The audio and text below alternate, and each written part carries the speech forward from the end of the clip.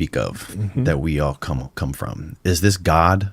Well, that's an interesting thing. I never looked at it that way. It just turned out I was just following the logic of how consciousness evolved, and it ended up with this larger consciousness system. And about, 10, 15 years ago, I was giving a talk in the basement of a church because that's a very cheap venue. And it was in Atlanta, Georgia. And I had 2 PhD theologians there, was the minister and the assistant minister. And the idea just hit me. So I stopped what I was saying. I was telling people sort of things I've told you. I was telling people the larger conscious system and so on. And I asked them, I said, well, you two are theologians, right? And they said, yes. And I said, tell me, what are the characteristics of God? Now, I don't want, dogma. I just want the fundamental characteristics. What are the attributes of God in general? And they did. They went and huddled and came back about 10 minutes later, and here was their list, and they had about 6, 7 things on there that was the attributes of God.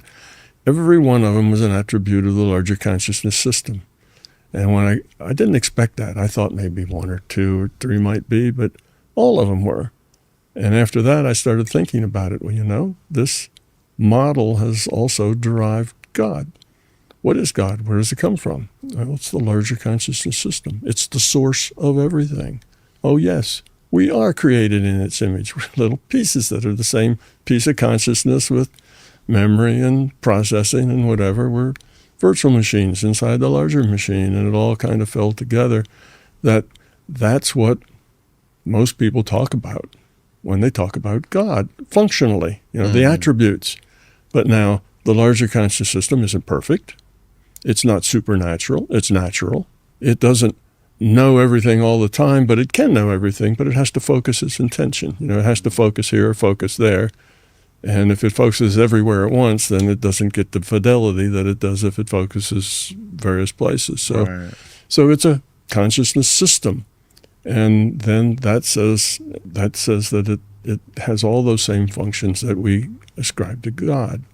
So not only does this theory of everything do physics and do psychology and do metaphysics and do philosophy, but it also does theology. And that answers some of the big questions in theology.